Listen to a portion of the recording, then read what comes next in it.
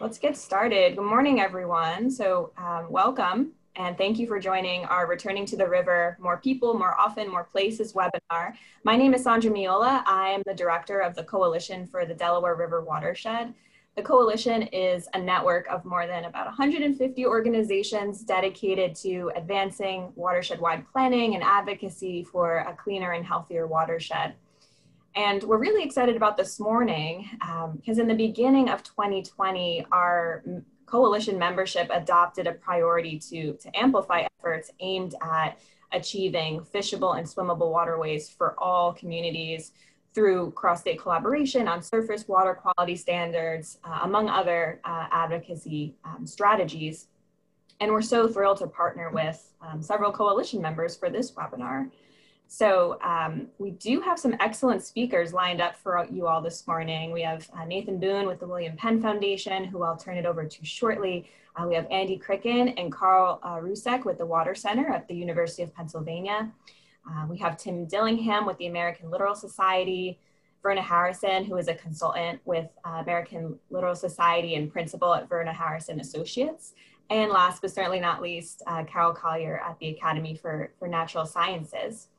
Just a few housekeeping notes before we get into it. This webinar is being recorded. It will be shared on the Coalition's YouTube channel. We'll be sure to send out the PowerPoint presentation, contact information for the speakers, as well as the YouTube link to the recording. And also, in terms of questions, we'll have time for questions, at the end of speakers' remarks, but feel free to post any and all questions in the chat box, and Verna will be monitoring the chat box and picking out some questions, when we have time later on. So without further ado, I'd like to turn it over to Nathan. Thanks, Sandra. Thanks to you all for joining. It's great to see so many familiar faces. I know there's only going to be so much interaction, but it gives me energy. So I appreciate especially those who are turning on their cameras, letting us all be present here on this call, even in this virtual format together. So thank you for that. So as Sandra mentioned, my name is Nate Boone. I'm a program officer with the William Penn Foundation, so a private family foundation based in Philadelphia, but funding on a broad swath of issues that includes environmental issues, where we're especially focused on the Delaware River Basin, its tributaries, its landscapes, and how they contribute to clean, healthy, and abundant sources of water. That grant-making strategy has several components that I think come together in a very exciting and compelling way with the project that I'm going to introduce and that you'll hear more about today. So this grant-making that the foundation supports includes activities to build constituency for our environmental resources through outdoor recreation and environmental education. It supports efforts to advance policies and regulations that protect and steward those resources and drive public funding to the protection and restoration efforts.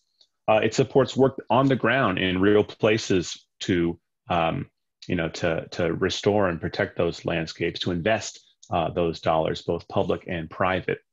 And I think that these different elements, the recreation, the constituency building, finance and investment, regulation, on the ground investment, they come together in a really special way along the urban Delaware River and this stretch, this piece of our watershed that we're going to hear more about today.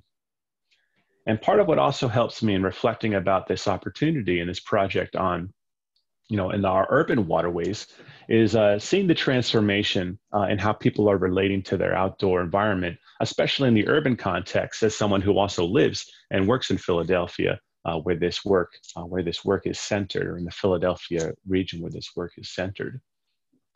We've all seen the coronavirus crisis, change how we're thinking about getting together with one another, change our relationship with the outdoors as as one of the last refuges available to us to leave our homes, still maintaining social distancing, to de-stress and recharge, given all the different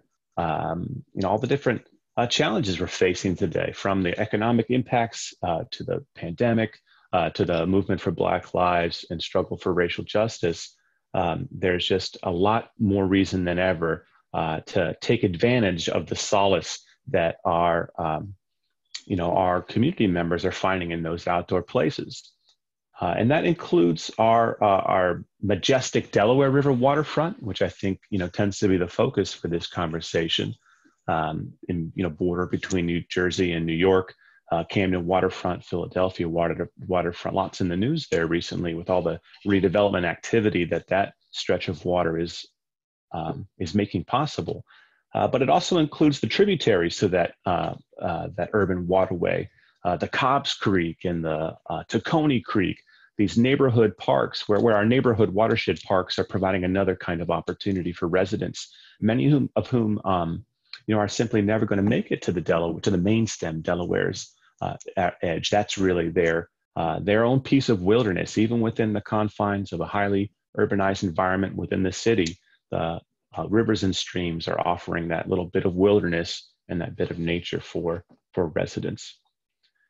So these amenities are significant, yet the antiquated infrastructure underneath our city is still dumping up to 13 billion gallons of raw sewage into these waterways each year. And replacing and updating that infrastructure is a given. Nothing built by human hands lasts more than 200 years, right? It requires, especially not without active and ongoing maintenance, right? So this issue of deferred maintenance that's been kind of piling up over decades, I think has reached a precipice where we have an opportunity to look at new approaches for both replacing and updating the infrastructure we count on to keep our sewage and waste streams separate from our waterways, from our drinking water sources. And to do so by embracing a range of factors that are going to ensure that this next phase of investment and renewal of our resources brings as much benefit to communities as possible. So that's going to require certainly public financing and an approach to public financing that ensures costs are achievable for communities, that ensures that those costs are not borne by those least equipped to pay, and often, in unjust paradigms, saddled with the additional costs of infrastructure, but rather those who contribute most to those pollution sources by owning and managing the largest landscapes, the big campuses and large parking lots, institutional actors who, again, are contributing most to this problem. It's going to require that those infrastructures adopt best practices to ensure that the solutions are not, as in the past, buried underground. Right? We have to ensure that there's a balance of solutions that have co-benefits for communities. Solutions like green stormwater infrastructure that forms the centerpiece of Philadelphia's program already underway to address much of the pollution sources at the root of at this issue. It's also going to require a parallel investment for the operations and maintenance of these infrastructure improvements, which is another important dimension of those co-benefits. That investment's going to require training. It's going to require us building out a workforce capable of keeping us out of this deferred, from falling into that deferred maintenance trap. Again, as this infrastructure and these investments need to endure for decades, if not centuries. We also need to, these approaches are also going to need to acknowledge that the improvements are necessary, while the improvements, no matter how incremental, and at whatever pace, are an essential step in series of steps to ensuring that the communities who are subjected to this pollution, right, who are most frequently seen and treated as the dumping grounds for society's waste, who are living at the edge of the water bodies receiving these sources of pollution, which are often the same communities living at the edge around the landfill where our solid waste is stored, or at the edge of the refinery where our air pollution waste is emitted. that those communities are not being asked to continue to reside, in close proximity to this pollution while we wait to figure it out, right? It might take us years to fix this problem, but the process of determining that solution and what that pathway to a better future, it starts today, and it starts with the team. I'm excited to introduce to you all and have come together to share their work. So with that, thank you again for joining. I'm going to turn it back to Sandra for a little polling exercise to learn more about our audience before we hear from our expert speakers. Thank you so much, Nathan. Yeah, folks, if you wouldn't mind taking the poll that should be on your screen, it says, are you representing a nonprofit organization, agency, funder, business, utility, or other, just to help us understand the makeup of this room and the audience we have here today. And I'll just give folks another couple seconds. Looks like, let's try this again. Here we go. All right, looks like 63% voted, 75% voted, 80% voted. All right, excellent. So we have 90%, 2 more seconds. Okay, I'm gonna end the poll and share out the results for you all. So it looks like about 57% here today are NGOs, 17% agency, 7% business, 4% utility, and 15% other. For those who are other, feel free to denote your affiliation via chat box. We'd love to understand the audience in a comprehensive way. So thanks so much, everyone. And I'm going to now turn it over to Andy Cricken from the Water Center at the University of Pennsylvania. Andy, take it away. Thanks, Sandra. Well, first I'd like to thank you personally and the CDRW for hosting this webinar and for all your great work in making this opportunity available to us to be able to talk about the work that we're doing. I also really want to thank the William Penn Foundation and Nate Boone in particular, without whom we couldn't be doing this work. And I think everyone on this call knows how much good William Penn has done for Philadelphia and the Philadelphia region. So a shout out to Nate and to William Penn, and thanks for letting us do this work. And also, I must say, it's great to, I think Nate said earlier, it's great to see everyone. I mean, all of you are from different, affiliations and agencies, as Sandra just demonstrated, but the one common thing is a tremendous interest in making a difference for the Delaware River, water quality, and for the people that live on it and near it. And quite a bit has been accomplished already. So the Water Center at Penn, led by Howard Newkrug, the former water commissioner at Philadelphia, and now the head of the Water Center at Penn, and Carl Russick and I working at the Water Center. Also, I know our colleague Swati Hegde is on the call as well.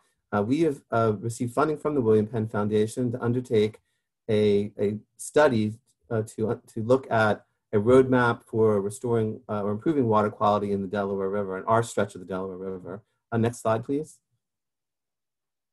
So the project overview, as you can see, is an independent science-based feasibility study to improve water quality for a 27-mile stretch of the Delaware River at Philadelphia, Camden, and Chester. And why that 27-mile stretch? Well, what is remarkable about that 27-mile stretch is that it's the only stretch of the Delaware that isn't currently, qualifying for primary contact at all times. And so therefore, a logical question would be, what can we do within this, the stakeholders that care about the Delaware, to try to improve water quality to achieve swimmability for this last remaining 27-mile stretch of the Delaware, so that the entire Delaware from headwaters to the bay can be swimmable. So that is the purpose of the study that the Water Center is undertaken with the help of the William Penn Foundation. Next slide, please. So the project center, the project team, as I mentioned, is led by the Water Center at Penn, led by Howard Newkrug, and along with Carl, Swati, and myself. And we have support from the Michael Baker International. And I see that Taryn is on the call as well, Taryn Murray, who is a consultant.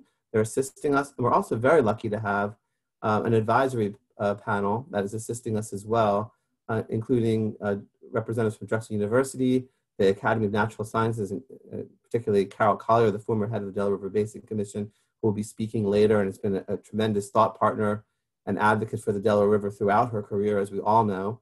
West Chester University, the Stroud Water Research Center. We're also getting help from Greg Cavallo, a former member of the RBC, who helped me a lot during my time in Camden County MUA. And we're also working closely with the Delaware River Basin Commission. We've had a lot of help from their leader, Steve Tambini, and Nam Susuk and John Yagachik, and we're very grateful to the DRBC. And we're also getting assistance from the wastewater utilities that discharge into the Delaware, the three main ones in this stretch being the Philadelphia Water Department, the Camden County MUA in Camden, New Jersey, and Delcora and Chester in the Chester area. Next slide, please. So basically, the project overview is as follows. First thing is to understand what has already been done and has already been accomplished and see where we are with respect to the water quality.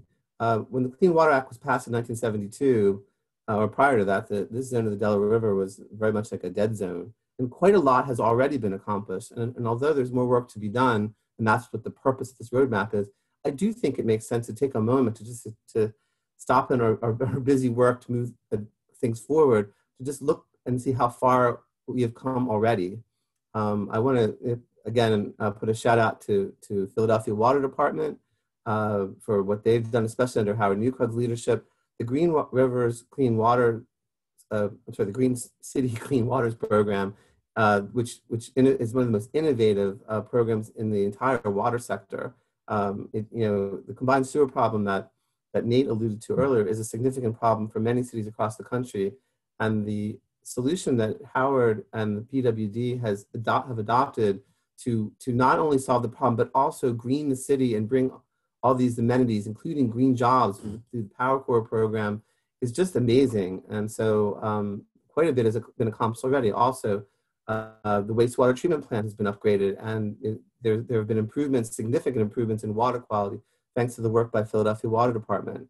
Over in Camden, where I worked for many years, we also did quite a bit. We eliminated 52 wastewater treatment plants that were discharging into the tributaries of the Delaware on the New Jersey side, and inadequately treated sewage that was being discharged. All of them were eliminated. The wastewater treatment plant in Canada was significantly upgraded, and we achieved what I would call super compliance, where the permit limit was only 30 parts per million, and yet we were discharging regularly up until the time I left in February, and still are only at 5 parts per million. So significantly improving water quality there. Also, we eliminated several combined sewer overflow outfalls and put netting systems on all the CSOs that remained in order to reduce solids impacts from combined sewer overflows. So the water quality in the Delaware has already been improved significantly, and that is due to the work of everyone on this call: regulators, water utilities, environmentalists, and all stakeholders that were interested in the water quality of the Delaware River. So we've come a long way already. And so the first basic step is to just understand where we are today, recognize how far we've come, take a moment to be glad about what we've accomplished without losing sight of what needs to be done, and see how far we are. And the good news is, and with our help from the Delaware River Basin Commission, it does appear that the water quality is significantly better in this zone of the river. And on many occasions throughout the year, the data suggests that it meets water quality standards for swimmability already, although not all the time, and that's only in the center channel. But one of the goals of our project is to identify data gaps. I mean, we know that we need more data in the center channel to see if we can verify how often the water quality does meet swimmability standards, but also look at nearshore data. And it makes sense that the nearshore data that we have thus far would be not as good as the main channel, because the sources of pollution, the wastewater treatment plant outfalls, CSO outfalls, and even non-point source runoff all come from the shore. So naturally, it would be worse where it concentrates at near shore and then dissipate as it gets into the center channel. And Namsu and John can explain that a lot better than I. But anyway, so our first goal is to identify where we are with regard to water quality, what we have, what data we do have, and what data that we need. The second thing is to note that in addition to what's already been accomplished by the 3 main wastewater utilities, again, Philadelphia, Camden County MUA, and Delcora, that they've already committed to do more. Philadelphia has a consent agreement to further implement the Green City Clean Waters Plan. Camden County has a permit with the State Department of Environmental Protection to implement improvements to its combined sewer system. And Delaware also has a consent agreement to improve its combined sewer overflow system as well. So the question is what is to make sure that we can document for all stakeholders what has already been agreed to by these utilities, what the timing is for these improvements, and also how much water quality improvement we expect to get from what's already been committed to without any additional cost, any other additional cost beyond what's been already been committed to, in other words, from these three wastewater utilities, to see how much further these already committed to improvements will bring us. And then lastly, we want to also identify opportunities for additional water quality improvements as well, and also access to the river.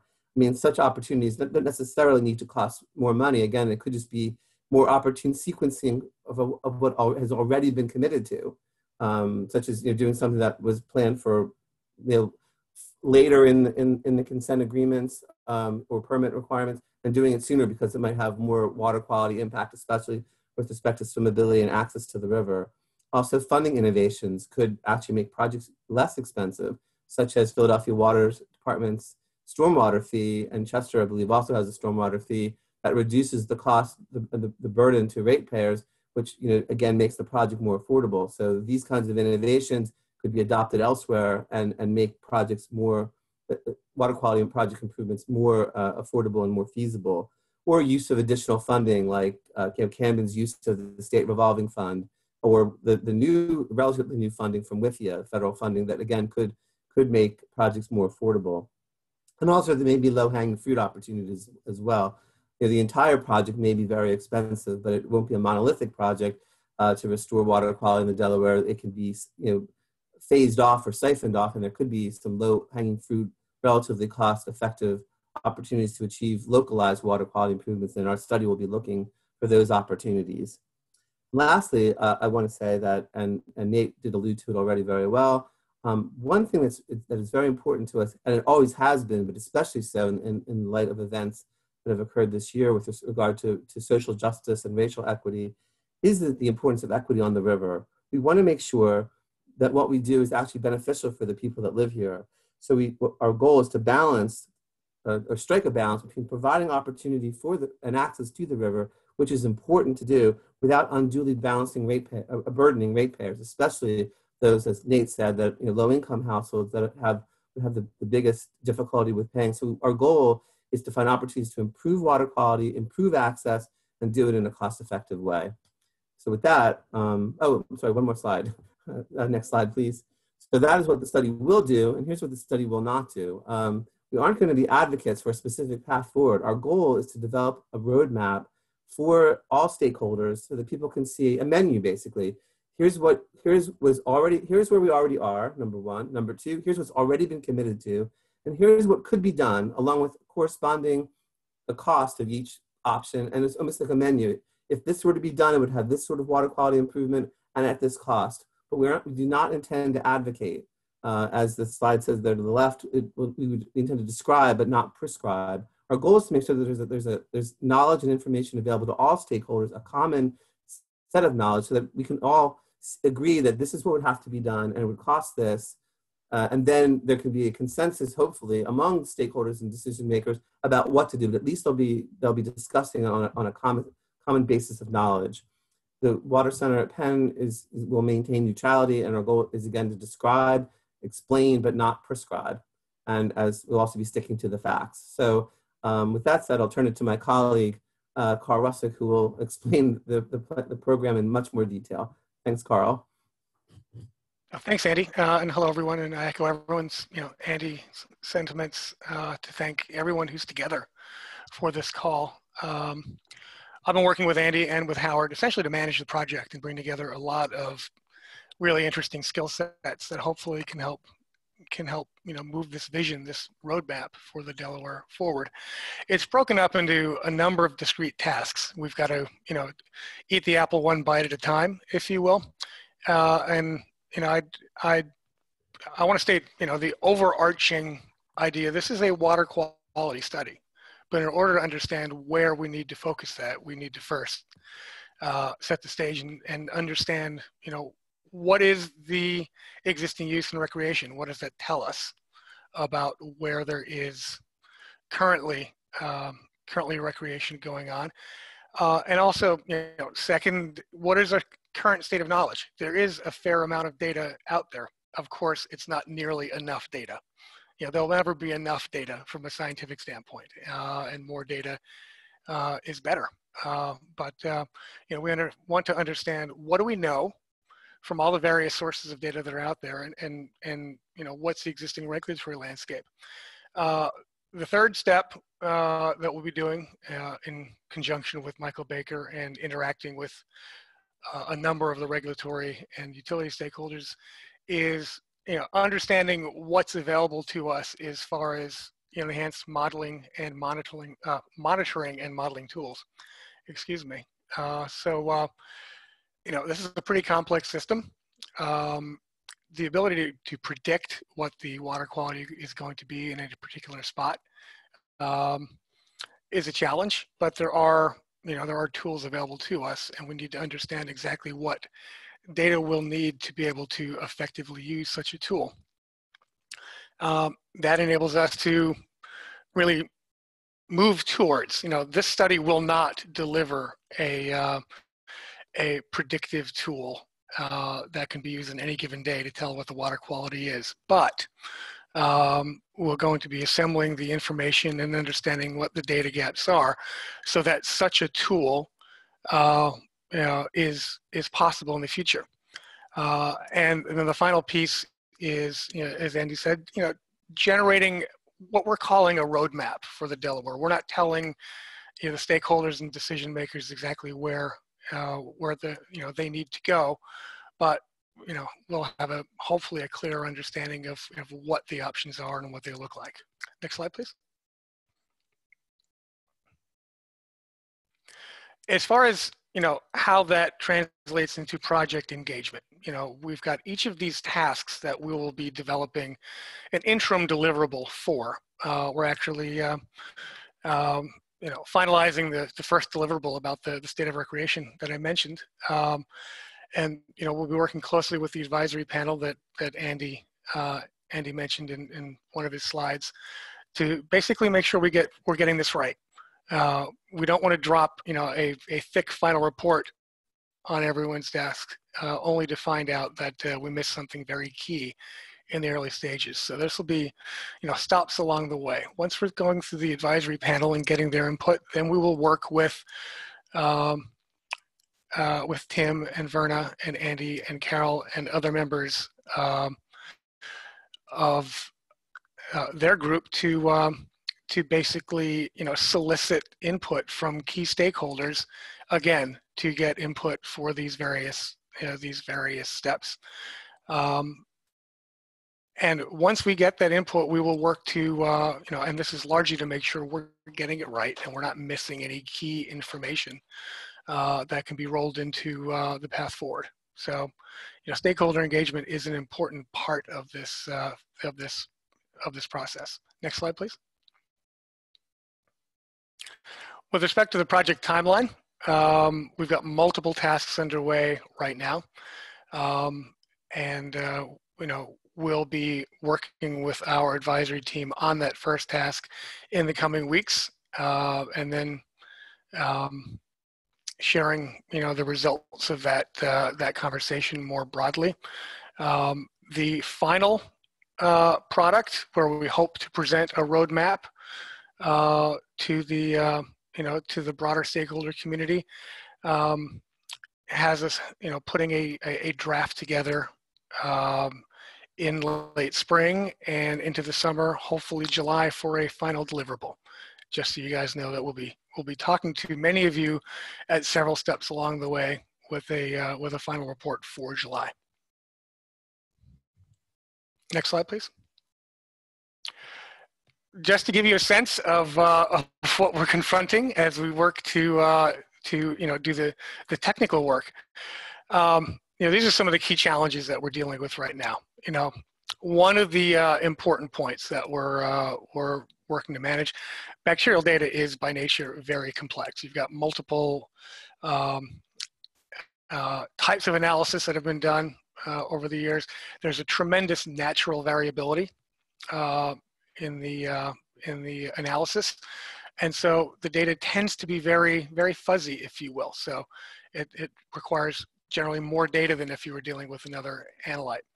Obviously, the body of water and the situation we're trying to understand is itself extremely complicated. We've got dozens of intermittent sources, mainstream CSOs, dry erase tributaries, which themselves receive CSO and other sources into a very complex tidal system. So trying to get form a picture of exactly what happens when there is a significant rainfall event and a CSO event is going to take some significant work. Andy mentioned there's a lot of complexity in how we look at nearshore data versus center channel data. DRBC has a lot of data for the center channel, but the amount of nearshore data, which is where a lot of recreation would be happening, we would assume is a lot more spotty, and it tells us it's much more variable in many cases. And the final challenge is obviously we're doing this in a tough environment. We've got COVID basically occupied the bandwidth of a lot of our stakeholders and agencies in the first part of this year. Field work is happening again, but getting this done and trying to be sensitive to the stresses that many of the other stakeholder agencies, utilities and the like are confronting right now, that will continue to be something we have to treat very carefully. Next slide. At the end of the day, as Andy mentioned, the idea here is to develop a consensus set of facts that, there will, people, among, in the community, in the Delaware River Watershed will have differing ideas and different thinking as far as what needs to be prioritized. But it's important for us, if we're going to have a scientifically informed policy conversations, that there be a basic set of facts that is developed. So, given the complexity of the situation, one of their key tasks is going to be assembling that data and really presenting it visually, so people can see, where on the river these, this data is collected, what it tells us, what is the heat map, if you will, of conditions, and where are there recreational opportunities versus where there are, for example, CSO outfalls and the like. Really understand, in order for us to be able to move towards a model of this, of these conditions, we need to understand where there are important correlations. And to do that, where there are data gaps and where there will be limitations. Ultimately, it's what's technically feasible. Where can we create better water quality sooner in more places, which is the goal for everyone. How can that actually be accomplished? And the final point on this slide I'd make, this is a water quality study, but you'll see, particularly from our first briefing book about state of recreation coming up, that other factors are going to inform where we focus our efforts, because we can't gain a thorough, in-depth understanding of the entire system all at once. So we're going to need to, eat the apple one bite at a time. And where should we focus our efforts and be more intensive? Well, places where people are likely to be, wanting to recreate and where there is recreation happening now. Hence, all those other factors will be taken into account. But again, at the end of the day, this is about water quality. Next slide, please. And just to give you a sense of the type of work we're doing now, just assembling all of the GIS data layers with respect to CSO outfalls, river miles, existing recreation, inventorying that recreation, and putting it all in one place so that just from a planning standpoint, a visualization standpoint, we can see where there are likely to be opportunities. Then using what we learned there to focus our efforts as far as getting a keener understanding of the physical and biological aspects of the analytes that we're dealing with, of bacteria in the system and how it behaves. ultimately, next slide, please. It's our hope that we'll be able to present. This won't be to the broader public, but because of where we're getting the sources of the data, but for key stakeholders, helping folks understand, with the use of a data viewer, exactly, what we can know currently, what's the state of the information, and what we think the improvements will be in certain key geographies along the river. So as we get further and further into our stakeholder check-ins, if you will, we hope to present data in a much more interactive way and help folks understand exactly what we're dealing with. With that, and that's the final slide. I would say we look forward to having good interactions with all of you. We need, as much input from key stakeholders as we go through this process to make sure we get this right, and we are developing a consensus fact set, as Andy said, to be able to inform policy conversations going forward. And with that, we'll hand it over to Tim.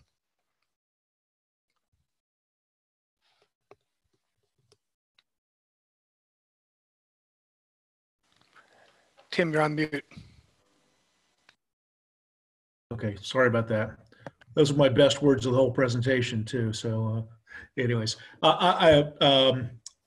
thanks, Carl. Thanks, Sandra. Thank you, Nathan, and the William Penn Foundation. This is really a great opportunity. And first off, I hope it finds, this morning finds everybody healthy and safe. And I just want to recognize, the work that's been done by so many people that are on this webinar. When I looked at the attendance list, it really is a tremendous success story in the gains that we've made in protecting and restoring and reconnecting with the Delaware River, the future and current challenges notwithstanding. So I would say that we're at the beginning of this, right? And part of the intent of having this session this morning was to invite everybody to participate. As Carl just said, much of this is to invite you all and others to participate, to be informed and to inform the process. Because ultimately this will be a scientifically based study that will be placed into the community's hands to act upon.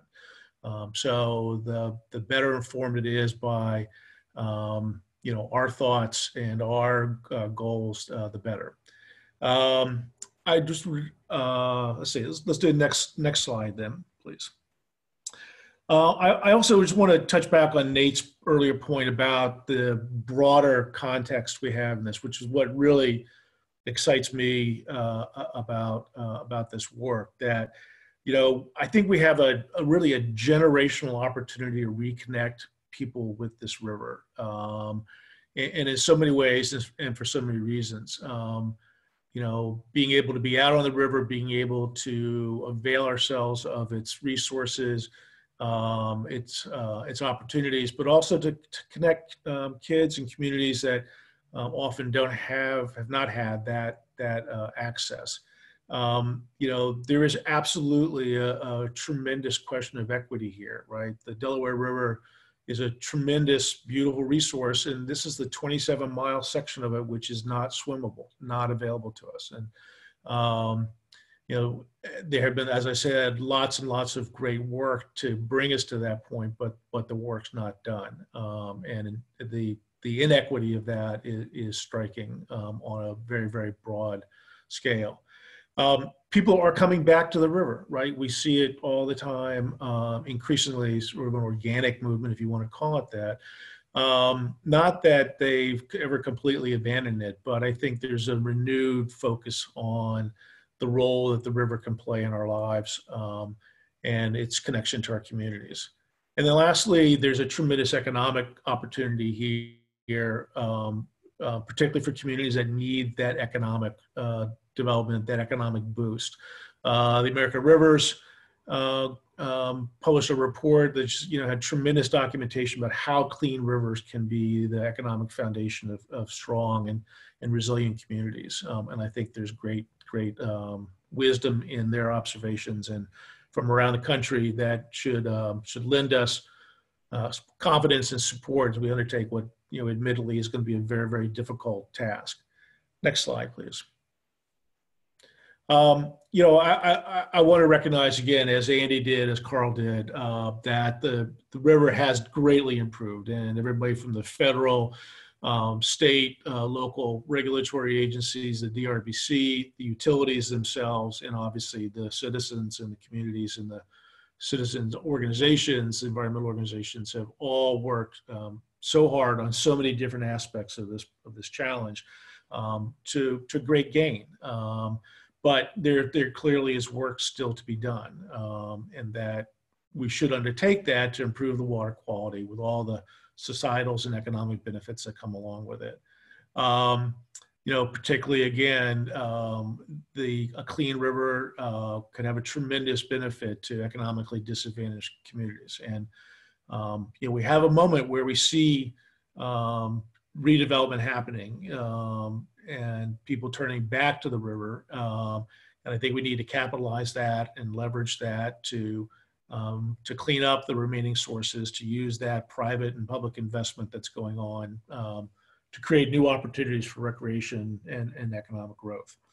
Carl talked about the strategy. Our end of it is to try to make sure that people that represent all aspects of the use of this river, that have an interest in increasing opportunities for swimming and paddling and fishing, have a part of it, part in the development of where we're going, where this roadmap is heading.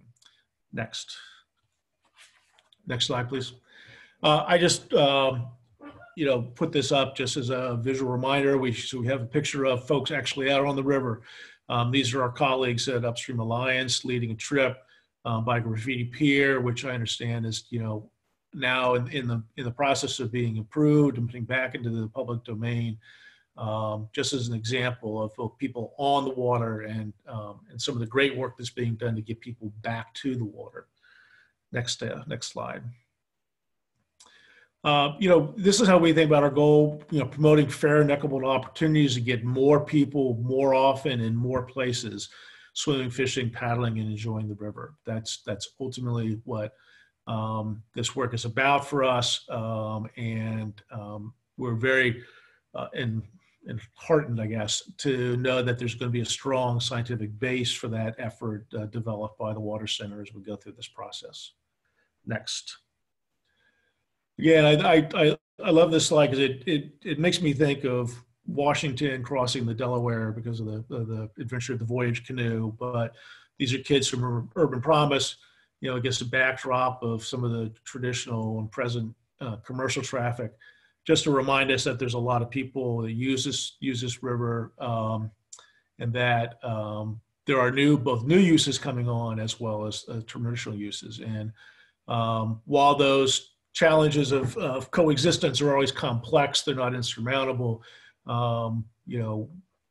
Many of the busy harbors and estuaries of the country support a lot of recreational use, and there's increasing attention on how to do that safely and how to have that coexistence happen. Next slide, please. So this is my very squiggly line around the part of the process that Carl laid out, that the what we call the Return to the River Advisory Team, which is the American Littoral Society, and Andy, Carol Collier, Don Ball from Upstream Alliance, supported by Verna Harrison. This is the part of the process that we're going to focus on. Next slide. And here's really how we see that stakeholder engagement, and this reflects what Carl touched on earlier, but making sure that the science and the technical work that's being done by the roadmap team at the Water Center is boiled down and made sort of approachable and available to people, so that that we understand the outcomes of the technical work that they're doing, so that we can, and the communities can engage around those questions that of priorities and where we can invest. I think in the long term, we hope that this engagement will create support, because the work is not going to be done at the completion of the road mapping. It is in many ways in itself a starting point. Within the process, Carl described the 5 tasks. There'll be an engagement strategy at each stage. As I said, this is the beginning, so we're glad you all are here. We invite you to continue to be involved, and we will be reaching out with the sort of a unique strategies at each of the phases, each of the tasks that we hope will most effectively make the information available, most effectively create an opportunity for you to review it and to provide feedback that the Water Center experts can take into account. Next. The approach really, from our perspective, is respecting the river's users, the communities that live along next to it, as experts, that their insights, their experiences, their long understanding of the river and how it gets used comes into this process, which often doesn't happen, unfortunately. We'll be working to identify and reach out to and connect stakeholders around each of the stages. So all of you all are now on our list and can imagine you're going to be hear from us. We will be working to create that space that the additional input and insights can get back to the Water Center, and that they have an opportunity to provide feedback to the stakeholders as each of the tasks move forward.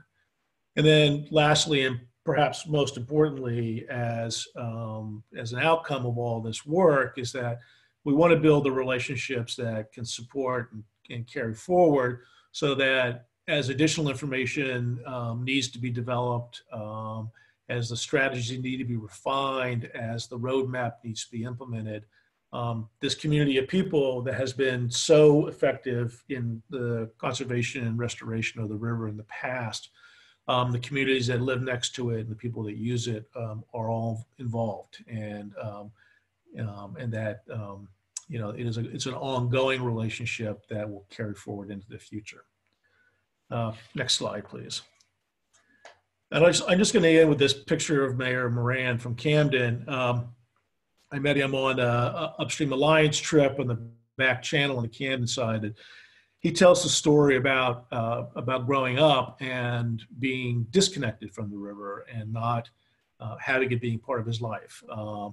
And he was full of superlatives and full of excitement as he talked about the experiences that he'd had with Don Baugh and Upstream Alliance and Maggie Moran from the Camden County Park System, just in reconnecting with the river. And so to me, he really is symbolic of the outcomes that we want to have to take people that may have been disenfranchised is probably maybe too strong a word, but maybe not, but from this public resource that is in their backyard, that for many, many years, for centuries, has been the foundation of the cities that border it, and I think holds many, many things for the future. So again, this is a beginning for everybody, and we welcome your questions today and going forward, and we look forward to being engaged with everybody. Thanks. And I guess I will turn it over back to Sandra. Yeah, thanks so much, Tim. I'm actually going to turn it over to Verna, who is going to monitor the chat box and send out some questions to the group. We have a lot of great questions in the chat box. So yeah, Verna, I'll pass it off to you. Good morning, everybody. This has been a wonderful presentation, and I just want to thank again Sandra and the CDRW folks for hosting this. I also want to thank you all for joining. Everybody's got a full plate, and we believe that this returning to the river with more people, more often, and more places is a really, really important initiative. But again, we appreciate your time. We're going to try to answer as many questions as we can from the chat box, and those that we don't get to, we will answer in writing and post. This recording will also be recorded. This webinar will be recorded, and so you'll be able to listen to it later, or if you had a colleague that didn't get a chance to and you wanted to pass it on. So we look forward to that. Water Center has introduced themselves. We're delighted with the depth of the present, with the depth of the participation and the leadership involvement. And I want to also acknowledge our Returning to the River team. You've met some of them today, trying to bring together the various representatives of stakeholders. We call ourselves the RAP, the Returning to the River Advisory Team. And it's Tim and Andy, and you'll hear from Carol later, and myself and Steve Tambini and Don Baugh with Upstream Alliance. So we're trying to make sure that we gather information. What we're going to conclude with, but I want to make the point now, this is the beginning of this stakeholder process. And so we are definitely looking forward to your advice, your notation of how you'd like to be involved. Please note that in the chat box. We will, as I said, we have the email addresses of those of you who have registered, but we will continue to build our stakeholder outreach list, and are particularly interested in any ideas that you have on the points that everybody's mentioned, Nate and Tim and Andy and Carl, about the importance of equity and justice to this effort. Sometimes that's the hardest input to get. So if anybody has any particular advice for us, we'd really appreciate it. Okay. Now, let me go to some of the questions, and we've got some great ones. I'm going to go in order, and I'm going to start with Patrick Starr, and I'm going to throw this one to Water Center, and you folks can decide who wants to pick it up. What are the data sources for fishing, swimming, and boating, anecdotal or site counts? Oh, and I said Steve. Oh my goodness, I've just been told. Steve Tambini, I would love to have you on our RAT team, but it should have said Steve Chandoli from ALS. Okay. Anyhow, maybe that's Freudian. Okay, Carl. Well, I'll start with that, Verna, and then I might hand it to Taryn Murray, who's on the call from Michael Baker, to fill in any gaps for my answer. But as far as the data sources, I stress that at present, this is not meant to be a quantitative risk assessment for specific exposures. There has been work done on that. Dr. Nia Sunger at Westchester, who's on our advisory team, has done significant work in that area, and she's helping inform our work. But with respect to the data sources for where recreation is happening, we're working with published information, DVRPC, DSNR, Fish and Boat, DEP in New Jersey, and as well as launch permit databases, the Riverways Consortium, and really just scraping social media blogs for any additional data as far as where rec is happening, and also looking at maps to make sure we're not missing what appears to be any active docks. Google Earth is a great help on that. And this process is meant to fill the gaps. So when we have our draft together, we fill in whatever gaps we can. And then if there is anything missing with respect to where rec is happening currently, we want to hear from you all to make sure we haven't missed it. So as we build on that as we move through the project. Taryn, is there anything else on that you'd add that I missed?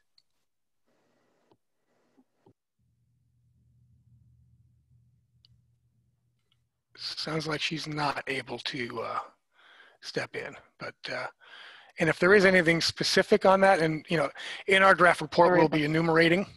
Oh, here we are. There's Taryn. Sorry about that. The old mute button was on. No, I think you did a nice job covering everything. There was a tremendous amount of effort that went into from the Water Center as well, just identifying sites along the river through, as you said, Carl, published information, but also just using aerial imagery, making phone calls.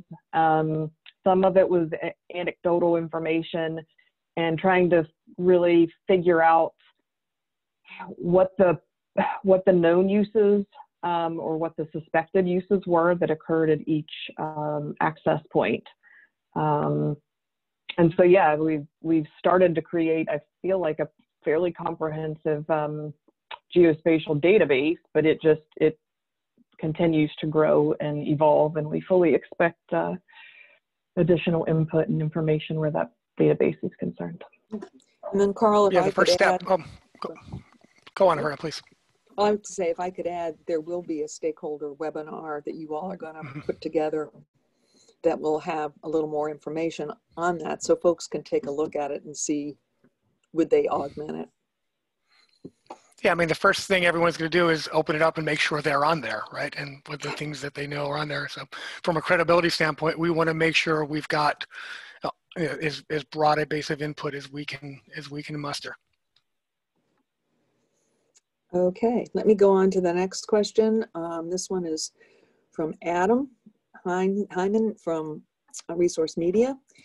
He calls it a data question for later on the ratepayer inequities Andy mentioned. Do we have data about how much costs are borne directly by residents via indirectly through rental expenses? Thinking about renter-owner mix in EJ communities, and whether we can make a case that water infrastructure improvements should also be part of housing affordability conversations. I'll take a shot at that, Verna. And thanks, Adam, for this comment. I mean, this is something that has such broader implications for both the environmental justice world and also the water sector world, and where they intersect with water equity.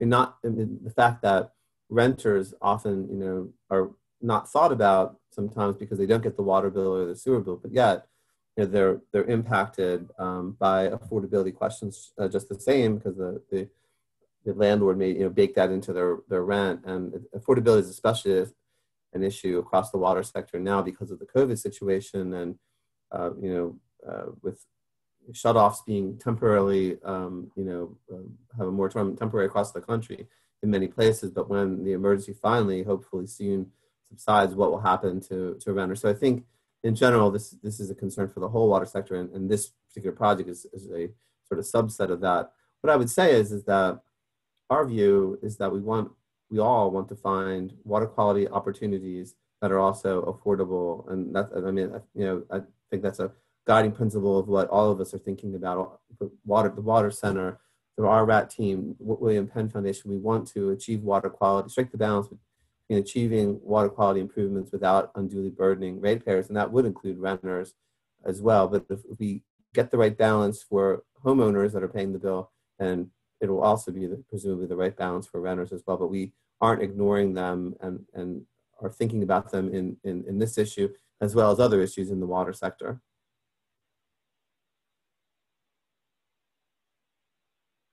Okay, and more obviously on that will come as the study evolves. So the next question is from Ellen Kohler with the University of Maryland Environmental Finance Center. How will you balance residents/stakeholders' interests in the main stem via their interest in tributaries where they may have easier access and more current use? In other words, this work doesn't happen in a water quality vacuum. And what if stakeholders are more interested in cleaning up tribs because they are easier to access and have more current use? Will you include stakeholders that represent those interests as well, and not just main stem users? Carl, is that yours? Yeah, I'll give it a start, and Andy, if you want to add something as well, please. Sure. As a taking the questions in reverse, will you include stakeholders that represent those interests as well? Absolutely. While the focus of the study from a technical standpoint is on the main stem of the Delaware, and to the extent that we have data to support the work, the tidal Schuylkill, as it stands now, we are viewing the tributaries themselves as point sources of loading for the main stem. But that is not meant to imply, that we feel the tribs are unimportant. I mentioned Dr. Sunger's work at Westchester. It's clear that for many of the tribs, particularly in, from what I know in Philadelphia, the impacts are severe. And there are also the places where there is more access. That's an issue that the stakeholders in Philadelphia are very aware of. Long term, as far as prioritization, that's beyond the technical focus of our study, but absolutely that needs to be part of the larger conversation among funders, stakeholders, environmental justice advocates, and the like in Philadelphia, Camden, and Chester. Andy, anything to add on that? Well, first of all, I agree with everything you just said, Carl. I think very well said. I mean, I think the bottom line is that what we're seeking to do is to achieve water quality improvements that benefit people. Water quality improvements innately in and of themselves, but then also in addition to benefit people. And so the tributaries are, of course, part of that as well, especially since, as said by Ellen here and Carl subsequently, in the case of water quality, water access, the tributaries are often more accessible because of their lower volume. And also the water quality impacts on the tributaries potentially can be worse because, a CSO discharge into a lower volume body of water like the tributaries as opposed to Delaware can have more water quality impacts. So basically our intent is to go where the data and where common sense takes us. So we will be looking, of course, at the main channel, the center channel near shore on the main stem of the Delaware, but also looking at tributaries where people are and where there are water quality improvement opportunities.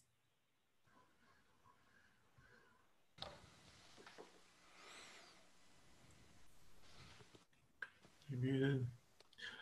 Vern, I think you're muted. Thanks. I was trying to get rid of some background noise. Thanks. We'll move on to the next. Jen Adkins with American Rivers. And let me get to her question, which is right back here. If there is a lack of data for water quality at the river's edges, is there a need that citizen volunteer monitoring could fill? And could monitoring by volunteers be used for the purposes required for this effort? I guess I'll give that one a go as well. In the larger sense, absolutely. And citizen science and public involvement in collecting data, if framed carefully so that the results are defensible. You got to make sure you've got good quality control. As you all know, you all do a great deal, I'm sure, of watershed data collection. That absolutely can be part of the solution to this. Filling the gaps going forward. For the focus of the study between now and July, to put together a program like that would be difficult, but it is, particularly if we get, as we get input throughout the process, to build it into our list of options going forward to have a more robust, data set that makes absolute sense, and we'd welcome additional input on that. And as we've been going through this, I noticed that John Yagachik from DRBC has been posting the nearshore data work from 2019 in the chat as well. So there's not no data, and DRBC is they're very technically solid, and they understand where there are gaps and have been working to fill them. But obviously, working with them and working with the folks on this call, we can see where it makes sense to do additional data collection with the resources that are available. I would add to this conversation as well, just to stress again that investments that the William Penn Foundation has made across its portfolio are resourcing organizations to collect, or to be in a position to collect, all manner of different types of data, and that's data specific to water quality and monitoring. That's also data specific to use, where people are going out on the water, where are trips being run on the waterway. That's data specific to the physical infrastructure, right? Like to this question of other barriers, or the variety of barriers. It even goes to questions about we've are resourcing nonprofit legal services groups to look into some of the legal issues that surround water access and could present obstacles. So interested in holistically understanding this issue, both as you can hear about within the context of the scope, the Returning to the River and Water Center teams are are pursuing, but even more broadly beyond that. And so always interested to talk and engage with partners who think they have something to contribute in this format or these other complementary vehicles. Good point. Okay, second one of Jen's questions, it may have been partially answered, but I'll read this one out. Will part of the community engagement effort include assessing barriers to recreation use other than water quality? I would say yes. I mean, we definitely want input. Our aim is to find, I mean, our goal is, as we've all been saying, is to look for opportunities for water quality improvement, but also benefit swimmability and access to the river. So, we're interested in information about where those water access opportunities and also barriers would be. That would certainly be useful information that the Water Center then can present to the stakeholders to describe, but not prescribe. But the more information, the better, so that decision makers and stakeholders can all work together to get, hopefully reach a common consensus on what makes sense with respect to water quality priorities, water quality access priorities. Okay, moving on to a little bit of a different question, and Tim, I'm going to throw this one to you. This was from Patty Elkus with the DVRPC. Will there be outreach to the maritime industry? Yes, I would imagine at some point in this, as we move through it, being such a predominant user of the river, that there'll be some outreach to them. And so contact names would be helpful, Patty, if you want to send us that. As I said, as we see the estuaries around the country even be cleaned up and be more used for recreation, I think there are very productive conversations going on around commercial traffic and recreational use. New York comes to mind. I mentioned to Vernon last night that when I grew up in Annapolis on the Chesapeake, and we used to sail through the holding area for the tankers that were heading to Baltimore. So I don't think these are completely unique questions. I think people have addressed them and solved them, and to the extent that we need to bring them into this conversation, absolutely. But to echo Tim's point, absolutely, we will be reaching out, and we are just in the beginnings phases of this work. Thanks, John at DRBC for passing out the information on last year's survey, as Carl mentioned. Another question from Ellen. How do you balance, no, we did this one. I skipped over it. Okay. Adam Hymans. Thinking about ways, and this is a comment, not a question, thinking about ways to elevate historical and cultural connections as part of the outreach work. And he mentioned some work that's being done in the Chesapeake. This is a very nice question coming up. Danielle Redden, it says, comment, not a question, concerning outreach. Consider use by non-English speaking / new immigrant communities, particularly thinking about fishing and possibly budgeting and planning for translation services, and potentially hiring folks from one of those communities or those communities to conduct specific surveying of those residents and users. I'll take the first shot at that. I think, yes, absolutely, that's an important point. As we're defining how we do this, that's definitely a piece that needs to be incorporated into it. When Carl mentioned that the inventory work now is being drawn from public sources, so there's always sort of this informal, if you want to call it that, access and use of the river, right? The folks that are fishing for food, the folks are using it just on a neighborhood basis, and that's difficult to capture, but we're hoping we're sort of going to crowdsource that kind of information from all the folks that are on this call and that we ultimately can reach out to. Again, the language barrier is always an interesting challenge. We've done some work down in Bridgeton on stormwater, where we've translated stuff into Spanish and other languages. Yeah, we're very aware of that point and the need to do that. Okay. I love this next question from Abari Bird. Are there any plans, to engage local communities, especially youth of color, in water testing education through opportunities for experiential learning and training? I see an opportunity to foster trust with the next generation of champions for the watershed by reconnecting them to the water and teaching them new skills, how to keep it clean and how to be advocates. I'll throw this to anyone on the panel, but I will say that Don Baugh and Nick Pagan and a number of us have been, kind of talking about that. I'll start it, Verna. I mean, first of all, I think this is a terrific comment and question. Well, when I served as the utility manager for the Camden wastewater utility, one of the things that we actually did was work with community groups, including youth of color in Camden City, to take water samples so that they could see how clean the river actually had become. And one of the things that my friend Jim Cummings from the Urban Trekkers group, who would take people out in the water, and Jim had a picture of them out in their canoe, I guess, or kayak in the river, that they didn't realize that the river, they thought the river was really dirty and something to stay away from. And so I think it's really important to connect people to the river, and especially youth, and especially youth of color and underserved individuals, underserved communities, members of underserved communities, to the river. And I think that's a great way to do it. So it's something that I would, something that Camden County MUA did on a regular basis. And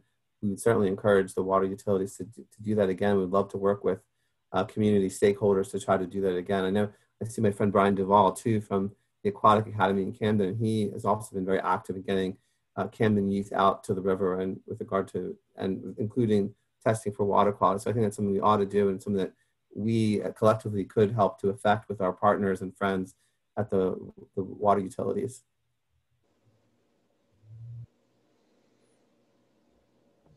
I think this comment, again, to kind of chime in, that we're talking about the work of the, this specific project for, the Returning to the River team and Water Center teams, but knowing that it's representative of a broader portfolio of efforts that our broader community is involved in. I think this question from Abari really raises for us that, how exciting it is to think about those connections across the different aspects of this work. And I look across the faces, on this call, and I know that like 95% of the names that I see are currently involved in some kind of program to engage youth, engage urban youth and youth of color in this work through recreation, through water quality testing, through learning and experiences of some point. And that includes on the nonprofit, NGO side, as well as the government agency side, who I know are looking at these same types of programs. So, I think, it's a great observation, flagging that opportunity to do that within each of our silos, but increasingly to try and connect across. I'm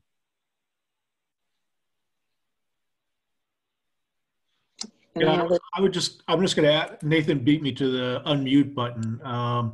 But I do think a survey of work that's ongoing currently that might be tied to this effort, either now or in the future, that coordination across silos. I mean, we all know that silos and siloing is the bane of our existence, right? We work with natural systems and communities which are all connected. So I think that opportunity, while we don't have that youth-oriented monitoring built into this project specifically, it is a tremendous opportunity that we should figure out some way to explore as we go through this conversation.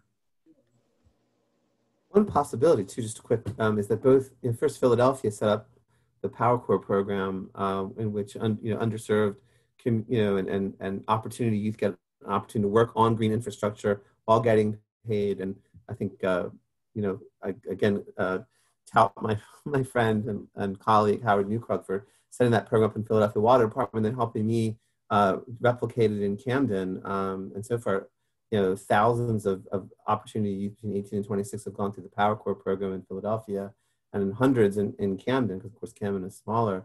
But that might be a way to, water quality sampling with the Power Corps as AmeriCorps ambassadors from Philadelphia and Camden, working with other youth and their counterparts, in those communities, might be a great program to try to set up. And maybe I can talk to my successor in Camden, and maybe we could talk to Philadelphia Water Department about trying to work on that. Yeah, interesting. Great. Great comments. Okay, to move along, we're coming close to the end, but this has been some really helpful conversation.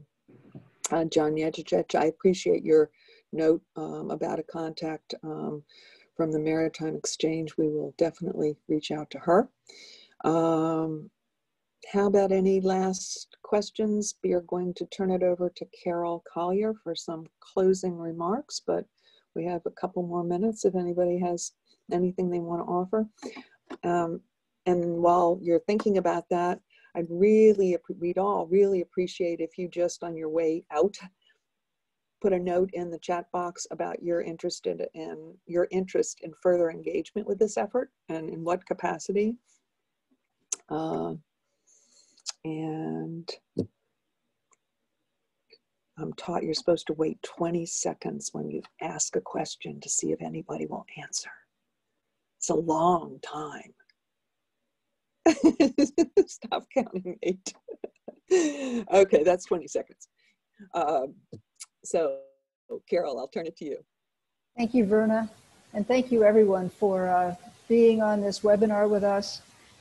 You know, I had the great opportunity of both being an advisor to the the Returning to the River process and the UPenn Water Center. So I am very engaged in this, and I really encourage you all to also be engaged. As Verna asked, please put a note in the chat if you want to continue with us on this, and also if you have ideas of others whom we should reach out to. It would be wonderful.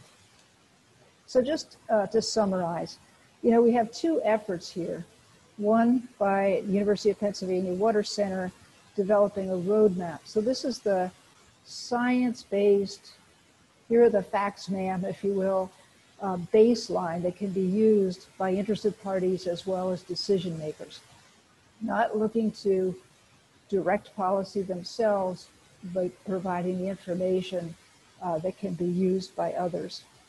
And then the Returning to the River, where the Littoral Society is the lead, really looking at how this scientific work can best be distributed to a variety of communities and interested parties, and building that stakeholder engagement.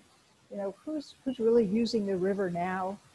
Who doesn't even know it exists or considers it a threat?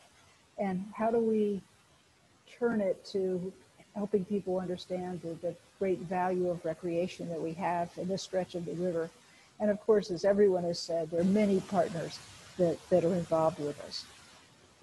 I also want to say that, you know, we should think about this as there's going to be one big solution that just takes in the whole 27 miles of this stretch of river.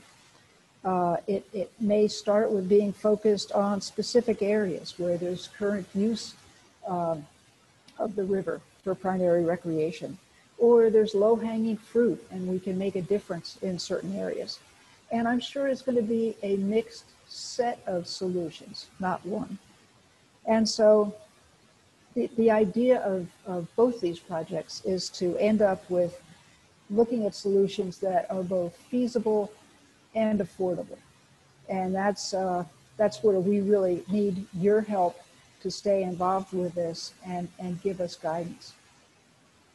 You know, this stretch of river has many opportunities to help communities that may be underserved, may not even think about connecting with a river, or they've been raised being told that that river is a threat, it's harmful, it's hazardous. So how do we really help those communities become engaged and realize that they have this resource in their backyard? We also are seeing a resurgence of development along the river. You know, the river has been cleaned up immensely over the last few decades, and people are no longer turning their backs to it. They want balconies over the river. And so how do we use this excitement of the river to help them understand how much value would be added if we had primary recreation? So, you know, we need to find a way to improve this opportunity, recreation opportunity, without undue economic hardship. I think one thing we've learned over the decades is we shouldn't be looking at the economy versus the environment. You've got to float all boats. And if you're going to have a strong economy, you have to have a clean environment and vice versa. So we need to look at both parts of that. I'm an optimistic person, and I do think it's possible. I think improving recreation in our river is the right thing to do. And we are in the process of finding what is needed and the best way to move forward. So this is really the kickoff of the process. You know, it's just in its infancy, but we want to see what is needed. What are the gaps that needed to be filled? You know, how much work will it take to do work in different parts of the river? And we want to work with you to figure out the best way to move forward. As Carl mentioned, you know, we're looking at a final report from University of Pennsylvania by July. So there'll be time, especially winter, spring, getting involved with that process before the final report. And we also know this is something that's not going to happen tomorrow, but we do hope that there will be some positive change made in some key areas sooner than later. You know, this isn't a 20, 50-year horizon. We really think there can be some changes made soon. So we look forward to further conversations with you, and hope you all agree that this is a project worth putting some effort into and improving the river for all. Thank you so much. Wow, perfectly said, Carol. Thank you so much for summing it all up. Very, very appropriate. And again, thanks to everybody who joined us, to the panel members, and obviously to William Penn, not only for the funding, but for the actual guidance and engagement. We're going to leave the line open until 11:30, so folks can add anything that they want. Sandra, is that okay? Absolutely. And other than that, thank you all.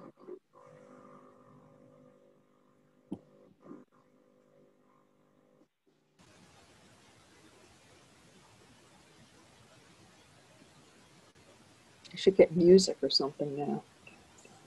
Well, thanks everyone for all that you do, and take care and stay safe.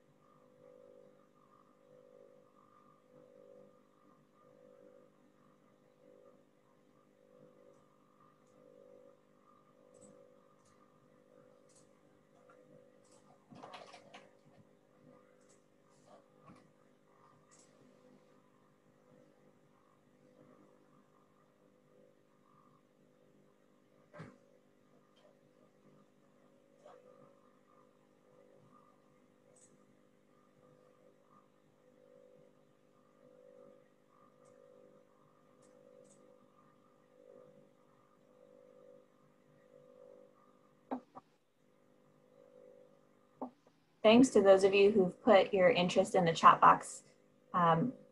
Yes, I am capturing all of the chat box comments, so we'll have them